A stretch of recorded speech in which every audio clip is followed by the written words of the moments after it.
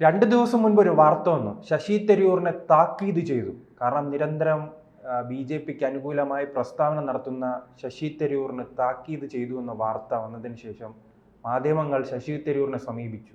അപ്പോൾ ശശി തരൂർ ചോദിക്കുകയാണ്, ആരാ അങ്ങനെ എന്നെ താക്കീതൊന്നും ചെയ്തിട്ടില്ലെന്നാണ് അദ്ദേഹം പറയുന്നത്. അതൊരു ശരിയാണല്ലോ.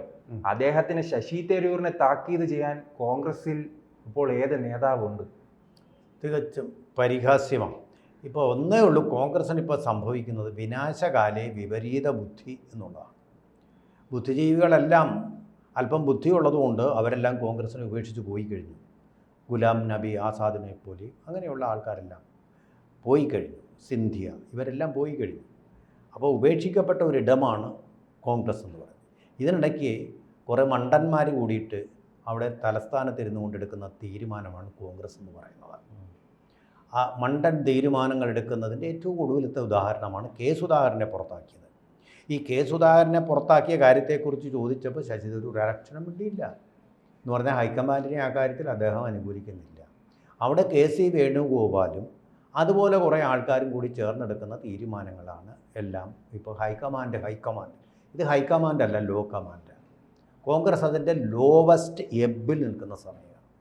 ഇതിനെ എടുക്കുന്ന തീരുമാനങ്ങൾക്ക് സ്തുതി പാടാൻ കുറേ മാധ്യമ പ്രവർത്തകരുണ്ട്. കോൺഗ്രസ് നശിച്ചു കാണാൻ വേണ്ടിയിട്ടുള്ളതാണെന്ന് എനിക്ക് തോന്നുന്നു അവരുടെ ലക്ഷ്യം എന്ന് പറയുന്നത്. കോൺഗ്രസ് നന്നാവണമെന്ന് വേണമെന്ന് പറയുന്നവരൊക്കെ കെ സുധാകരൻ വേണമെന്ന് പറയുന്നുണ്ട്. ആ വിഷയത്തിലേക്ക് ഞാൻ ഒന്ന് പോയിട്ട് വരാം. ഇനിയിപ്പോൾ കണ്ണൂർ നമുക്കെല്ലാം അറിയാവുന്നതുപോലെ, രാഷ്ട്രീയ വിദ്യാർത്ഥികൾക്കെല്ലാം അറിയാവുന്നത്, കണ്ണൂർ കോൺഗ്രസ് എന്ന് പറയുന്നത് ഇനി പൂജ്യമാകുമ്പോൾ അവിടെ ഫാഷിസം നവഭാഷിസം എന്നൊക്കെ ബെമ്മെ ബേബി ഘോരം പറയുന്നുണ്ടല്ലോ. ആ നവഭാഷിസത്തിൻ്റെയും ഭാഷിസത്തിൻ്റെയും ഏറ്റവും വലിയ കിരാത രൂപമാണ് മാർക്സിസ്റ്റ് പാർട്ടി ഗ്രാമങ്ങളുമൊക്കെ സ്വന്തപ്പെടുത്തിക്കൊണ്ട് പാർട്ടിക്കാരെ പോലും ഭീഷണിപ്പെടുത്തിക്കൊണ്ട് തേർവാഴ്ച നടത്തുന്ന മാർക്സിസ്റ്റ് പാർട്ടിയെ വരുതിയിൽ നിർത്താൻ ചുണയുണ്ടായിരുന്ന ഒരു നേതാവിനെയാണ് ഇപ്പം ജെറ്റിസൺ ചെയ്തത്. ഇംഗ്ലീഷിൽ ജെറ്റിസൺ എന്ന് പറയുന്നത് കപ്പലിനടുത്തെറിയുക. മുങ്ങാൻ പോകുന്ന കപ്പലിൽ നിന്ന് ഭാരമുള്ള വസ്തുക്കൾ എടുത്തെറിയും. അങ്ങനെ ഒരു ജെറ്റിസൺ ചെയ്യലാണിപ്പോൾ കെ സുധാകരനെ പുറത്താക്കിയതിലൂടെ ചെയ്തിരിക്കുന്നത്. ഗുരുതരമായിരിക്കും ഇതിൻ്റെ പ്രത്യാഘാതം, ഒരു സംശയവുമില്ല. കണ്ണൂർ എന്ന് പറയുന്ന ബെൽറ്റ് മുഴുവൻ അവർക്ക് നഷ്ടപ്പെട്ടു. ബാക്കിയുള്ളത് ക്രമേണ നഷ്ടപ്പെടാൻ പോകും. സണ്ണി ജോസഫിനൊക്കെ ചുക്കും ചെയ്യാൻ പറ്റില്ല. ഇപ്പോൾ നടക്കാൻ പോവുക. പ്രാദേശികമായിട്ട് അങ്ങനെ പല പ്രദേശങ്ങളും പിടിയിൽ നിന്ന് പോകാൻ പോവുക. പിടിവള്ളികൾ നഷ്ടപ്പെട്ടുകൊണ്ടിരിക്കുകയാണ്. അതിനോടൊപ്പമാണ് ചിദംബരം തന്നെ തുറന്നു പറഞ്ഞു, ഇന്ത്യ മുന്നണിയൊന്നും നോൺ എക്സിസ്റ്റൻ്റാണ്, കണ്ടുകിട്ടാനില്ല എന്ന്. ഇത്രയും കോൺഗ്രസ് സംസ്കാരമുള്ള ഒരാളിത് പറയുമ്പോൾ വേദന കൊണ്ട് പറയുന്നതാണ്, അല്ല കോൺഗ്രസ് താരണമെന്ന് ആഗ്രഹം കൊണ്ട് പറയുന്നില്ല. ഈ ശശി തരൂർ രക്ഷകനായിട്ട് വന്നതാണ്. കണ്ണൂരിലെ അവരുടെ രക്ഷകൻ നഷ്ടപ്പെട്ടു കഴിഞ്ഞു. അതായിരുന്നു കെ സുധാകരൻ. എല്ലാവർക്കും അറിയാം. അദ്ദേഹം എന്ത് പറഞ്ഞാലും ശരി, പ്രവർത്തിച്ചാലും ശരി, രക്ഷകനായിരുന്നു കോൺഗ്രസിൻ്റെ നട്ടലുള്ള രക്ഷകൻ. അതുകൊണ്ട് വർഷങ്ങളായി തന്നെ CPM-നെതിരെ, പിണറായി വിജയനെതിരെ കണ്ണൂരിൽ നേരിട്ട് നിന്ന് പോരാടുകയാണ്. അതെ, അതിൻ്റെ ഒരു വശം. മറുവശത്ത് കോൺഗ്രസിൻ്റെ അവശേഷിക്കുന്ന ബൗദ്ധിക മുഖമായിരുന്നു പി ചിദംബരവും അതുപോലെ തന്നെ ശശി തരൂരിനെ വേദനിപ്പിക്കുകയും ആക്ഷേപിക്കുകയും ചെയ്യുകയാണ്. അദ്ദേഹത്തിന് അച്ചടക്കത്തിൻ്റെ വാൾമുനാവുകയും. എന്ത് പറഞ്ഞതിന്? എന്ത് അച്ചടക്ക ലംഘനം അദ്ദേഹം നടത്തിയിട്ട്? ഒന്നും ചെയ്തിട്ടില്ല. അദ്ദേഹം പറഞ്ഞ അന്താരാഷ്ട്ര മര്യാദകൾ അനുസരിച്ചുള്ള കാര്യങ്ങൾ, അദ്ദേഹത്തിന് അറിയാവുന്ന കാര്യങ്ങൾ പറഞ്ഞു എന്ന്. കോൺഗ്രസ്സുകാരതിൽ നിന്ന് പഠിക്കുകയാണ് ചെയ്യേണ്ടിയിരുന്നത്. താൽക്കാലിക രാഷ്ട്രീയ ലാഭത്തിന് വേണ്ടിയിട്ട് ഇന്ദിരാഗാന്ധിയുടെ അന്നത്തെ കാര്യങ്ങളൊക്കെ പറഞ്ഞുകൊണ്ട് വരുന്നിട്ട് അതിനേക്കാൾ മോശമാണിതെന്ന് വരുത്തി തീർക്കാനുള്ള ശ്രമം വിജയിക്കാൻ പോകുന്നില്ല. നിങ്ങൾ പാകിസ്ഥാനിലേക്ക് നടത്തിയ സർജിക്കൽ സ്ട്രൈക്കിൻ്റെ തെളിവ് ചോദിച്ചുകൊണ്ടാണ് രാഹുൽ ഗാന്ധി അമേത്തിയിൽ തോറ്റു തുന്നമ്പാടി.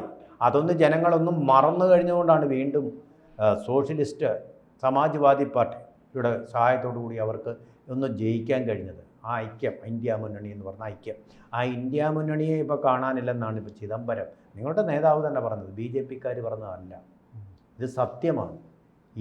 ഇത് വിമർശനമായിട്ട് ഉൾക്കൊണ്ട് മുന്നോട്ട് പോകേണ്ട പാർട്ടിയാണ് കോൺഗ്രസ്.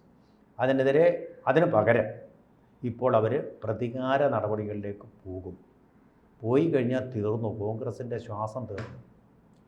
നിങ്ങളുടെ ഈ പ്രതിപക്ഷ നേതാവ് സ്ഥാനം കോൺഗ്രസ്സേ ഉണ്ടല്ലോ, ഈ ഇന്ത്യ മുന്നണി നിങ്ങൾക്ക് നേടിത്തന്നത്. ഈ പറയുന്ന ഹെവി വെയ്റ്റ് കോൺഗ്രസ്സുകാരൊക്കെ കെ സുധാകരൻ ഒന്നാണ്, മറ്റൊരു തരത്തിൽ പി ചിദംബരം ഒന്നാണ്, അതുപോലെ തന്നെ നമ്മുടെ ഡോക്ടർ ശശി തരൂർ അതിലൊന്നാണ്. ഇതും കൂടെ പോയി കഴിയുന്നതോടുകൂടി തന്നെ കോൺഗ്രസ് എന്ന് പറഞ്ഞ ശുഷ്കമായിട്ടുള്ള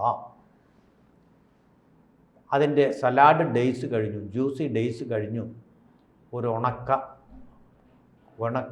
എന്ന് കശുവണ്ടി എന്ന് നമ്മൾ പറയത്തില്ല, അത്തരത്തിലൊന്നായിട്ട് തീരുക. ഒന്നും ഉള്ളിലില്ലാത്ത ഒന്ന്, പൊട്ട എന്ന് നമ്മൾ പറയും. ഈ പാർട്ടി എന്താണ് ഈ ശശി തരൂരിന് ലക്ഷ്യമിടുന്നത്? ശശി തരൂർ സത്യം പറയുന്നു, സത്യം പറയുന്നവരെ അവർക്ക് വേണ്ട, ക്യാപ്സ്യൂൾ ചമയ്ക്കുന്നവരെ മതി. ഇപ്പോൾ ഉദാഹരണത്തിന് KC വേണുഗോപാലിന് വേണം, ശശി തരൂരിന് വേണ്ട, അല്ലേ? അതെ, KC അതുപോലുള്ള പിന്നെ ബുദ്ധിജീവിത്വം ഇല്ലാത്ത, ബുദ്ധിയും ഇല്ലാത്ത ആൾക്കാരെ, അതെ അങ്ങനെയുള്ള ആൾക്കാരെ പറയുന്നതെല്ലാം ആമേന്ന് പറഞ്ഞ് അനുസരിക്കുന്ന ആൾക്കാരെയാണ് അവർക്ക് വേണ്ടത്. സണ്ണി ജോസഫ് ആ വിഭാഗത്തിൽപ്പെട്ട ആൾക്കാർ. അങ്ങനെയുള്ള ആൾക്കാരെയാണ് ഇന്ദിരാഗാന്ധിയും പാർട്ടിയിൽ എടുത്തു വച്ചിരുന്നത്. പക്ഷേ ഇന്ദിരാഗാന്ധി ധീര വനിതയായിരുന്നുകൊണ്ട്, അവർക്ക് ബുദ്ധി ഉണ്ടായിരുന്നുകൊണ്ട് അവർക്ക് ജയിക്കാൻ പറ്റി.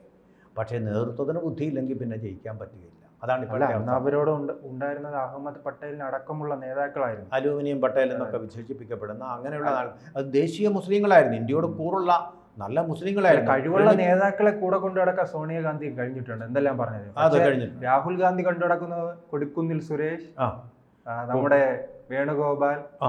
വേണുഗോപാലാണ് ഇതിലൊക്കെ കിച്ചൺ ക്യാബിനറ്റിൻ്റെ ഭാഗമാക്കി. അദ്ദേഹം ഉപദേശിച്ച് ഒരു റാസ്പുട്ടിനെ പോലെ ഉപദേശിച്ച് ഇവരുടെ അന്ത്യയാത്ര, അതാണിപ്പോൾ നടന്നുകൊണ്ടിരിക്കുന്നത്. അന്ത്യയാത്രാമൊഴി കൊടുത്തുകൊണ്ടിരിക്കുന്ന ഒരു സന്ദർഭത്തിലേക്ക് കോൺഗ്രസിനെ കൊണ്ടുപോയിരിക്കുകയാണ്. ഇവിടെ നമ്മൾ ചെയ്യേണ്ടിയിരുന്ന ഒരു കാര്യം, നമ്മൾ ഈ രാജ്യത്തിനോടൊപ്പം നിൽക്കുക എന്നുള്ളതാണ്. ആ രാജ്യത്തിനോടൊപ്പം ആദ്യ നാളുകളിൽ നിന്നും, പക്ഷേ സൈന്യത്തിൻ്റെ വിജയം എന്ന് പറഞ്ഞു, ശരി, അവിടം വരെയെങ്കിലും ശരിയായിരുന്നു.